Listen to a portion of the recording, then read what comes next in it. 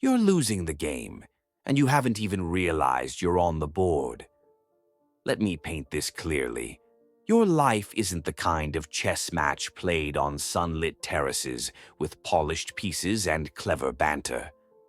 No, your game unfolds in the dim corners of your mind, in the silence between heartbeats where fear shuffles pieces you've never learned to name. You push them forward blindly, mistaking panic for strategy, survival for victory, motion for purpose. You've forgotten the first rule. The king doesn't win by conquering the board. He wins by knowing what he'll never surrender. But you've been too busy chasing pawns of validation, too distracted by the illusion of control, to recognize the slow erosion of your throne. Carl Jung once said, "Who looks outside dreams, who looks inside awakes." Yet here you are, asleep at the wheel of your own life, mistaking the applause of strangers for the compass of your soul. You've confused the map for the territory, the mask for the face, the performance for the purpose. And the tragedy? You've grown so accustomed to the noise of the game that you've forgotten what silence sounds like. Let's pause here. Let's cut through the noise. What are you truly defending? Your job, your reputation, the carefully curated mask you swap between meetings and midnight insecurities? Those are illusions, costumes you've mistaken for armor. The real battle isn't fought on the board everyone sees. It's waged in the silent chambers of your psyche, where your mental clarity, your emotional equilibrium, your unshakable why either stand firm or dissolve into dust. You've built skyscrapers of achievement, but inside the foundation cracks. You polish the facade while termites gnaw at your core. Jung warned, people will do anything, no matter how absurd, to avoid facing their own souls. And here's the proof. You'd rather lose yourself in 100 superficial battles than sit in the quiet and ask, what is this all for? You've traded the throne for a costume, the crown for a mask, and now you wander the board like a ghost, haunting a game you no longer recognize. Let's dissect this further. You think strength means never flinching, never retreating, attacking every problem like a rook charging forward. But the king isn't defined by motion. He's defined by discernment, by knowing when to stand still, when to let the storm pass, when to sacrifice a pawn to protect the crown. Every time you betray your values to fit in, every time you mute your intuition to appease the crowd, you're not just losing a piece, you're chiseling away at the pillars of your kingdom. And still, you wonder why peace eludes you. It's simple. You've fortified the gates against external threats, but left the inner corridors unguarded, letting doubt and fear wander freely through the halls of your mind. You've armored your body but left your soul exposed, and now the rot spreads unseen. Here's the brutal pivot no one wants to voice. Your greatest enemy isn't the rival across the board. It's the chaos within, the unfiltered thoughts, the unhealed wounds, the voice that hisses, "You're not enough, you'll fail, stay small." That voice isn't you. It's the ghost of every doubt you've ever fed, every lie you've swallowed about what it means to matter. Jung called this the shadow. Everyone carries a shadow, and the less it is embodied in the individual's conscious life, the blacker and denser it is. You've let that shadow pilot your moves, mistaking its whispers for wisdom. But here's the secret. Shadows dissolve in light. To lead yourself, you must turn and face what you've buried. The grief you numb, the rage you sanitize, the loneliness you disguise as independence. The parts of you labeled unacceptable by a world that profits from your fragmentation. Let me ask you this.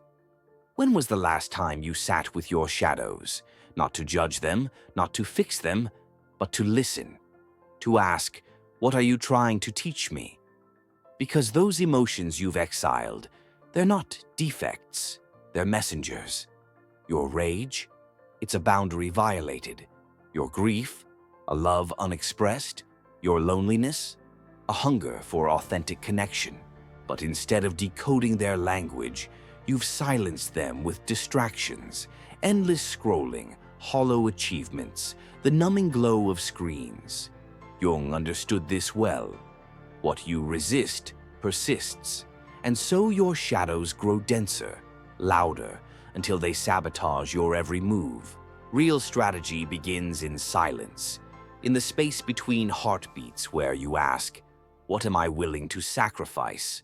What will I protect at all costs? Not the titles, not the applause, the quiet, unseen things. Your ability to sleep without dread. Your capacity to look in the mirror and recognize the soul staring back. Your right to say no without apology. These aren't luxuries. They're your lifelines. Lose them and the game ends, no matter how many pieces remain. Yet you've traded them for hollow victories, mistaking endurance for living. You've become a ghost in your own life, haunting the board, moving pieces by habit, not purpose. You've forgotten what Jung knew. The pendulum of the mind oscillates between sense and nonsense, not right and wrong. And so you swing between ambition and exhaustion, control and collapse, never pausing long enough to ask, who am I when the game stops? Let's shatter the illusion they sold you. Success isn't control, it's clarity. The clarity to know your worth isn't tied to your productivity, your influence, or the number of squares you occupy. Jung wrote, the privilege of a lifetime is to become who you truly are, but you've been too busy performing who you think you should be. You've let the world define your value, and now you're trapped in a borrowed life, a life that looks victorious but feels like a slow suffocation. The king who lacks self-awareness is just a pawn in disguise, reacting to every threat, every distraction, every shiny trinket dangled by others. But the king who knows his limits, his wounds, his non-negotiables, he becomes unplayable, unpredictable, untouchable. Let's linger here. You've been taught to fear stillness, to equate pause with weakness. But here's the paradox. The quieter you grow, the more power you wield. The king doesn't need to shout his strength. His presence alone shifts the game. While others scramble for approval, you anchor in purpose. While they burn out chasing trends, you conserve your essence. This isn't passive, it's strategic. It's knowing that not every battle deserves your energy, not every critic deserves your ear. Jung understood this deeply. Your vision will become clear only when you can look into your own heart. Clarity isn't a gift, it's a discipline, a daily choice to filter the noise, to protect your inner kingdom from the colonizing forces of expectation, to build moats of boundaries, drawbridges of discernment, towers of unshakable why. Let's talk about your shadows, the parts you've locked away, the emotions you've disowned. You think hiding them makes you strong, but it's the opposite. Knowing your own darkness, Jung taught, is the best method for dealing with the darknesses of others. Those unclaimed parts aren't flaws. They're fuel. They're the raw material of your resilience. The world wants you to fear your depth, to stay shallow, manageable, predictable. But when you integrate your shadows, when you stop warring with yourself, you become a force that can't be controlled. A king who knows his whole self fears no opponent. Your rage, when channeled, becomes resolve. Your grief, when honored, becomes empathy. Your loneliness, when faced, becomes the soil for self-reliance. Here's the truth they won't tell you. The game is rigged. Society rewards the obedient, the ones who follow scripts, who chase predefined wins, who trade their authenticity for belonging. But the lucid, the self-aware, they terrify the status quo. Because once you know who you are, you can't be bribed with empty promises. Once you've touched your core, you can't be shaken by external chaos. You move differently, you breathe differently. And that unsettles everyone still playing by the old rules. Let's go deeper. Imagine this. You're standing at the edge of the board, pieces scattered, the clock ticking. The world shouts, "Move, conquer, win." But the king within whispers, "Wait, breathe, discern." This is the crossroads where most fail, where fear of stagnation overrides the wisdom of patience. You've been conditioned to equate speed with success, but true mastery lies in rhythm, in knowing when to surge forward and when to let the tide recede. Jung captured this beautifully. In all chaos, there is a cosmos. In all disorder, a secret order. Your chaos isn't the enemy. It's the raw material of your rebirth. So I'll ask again, what are you defending? Not in theory, not in some distant future. Right now, what's non-negotiable? If your answer is vague, you've already lost. The king without a cause is a magnet for every distraction, every crisis, every demand.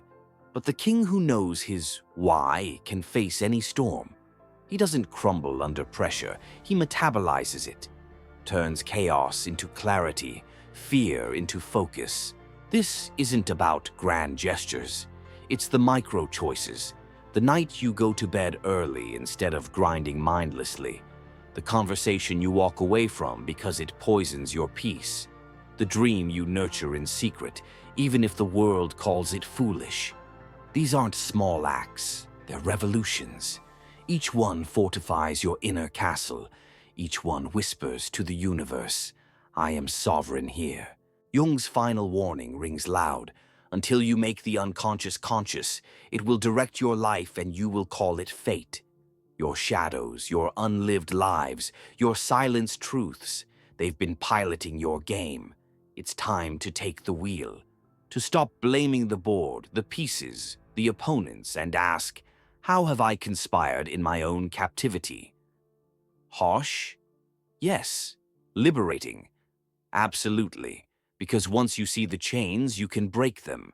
The world will resist your awakening. It'll label you selfish for guarding your time, arrogant for trusting your intuition, unrealistic for honoring your boundaries. Let it. The king doesn't explain his strategy. He doesn't beg for permission. He reigns, not over others, but over the chaos within.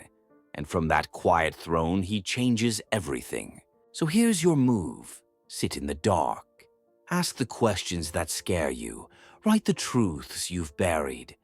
Then rise, not as a pawn of habit, but as a sovereign of intention.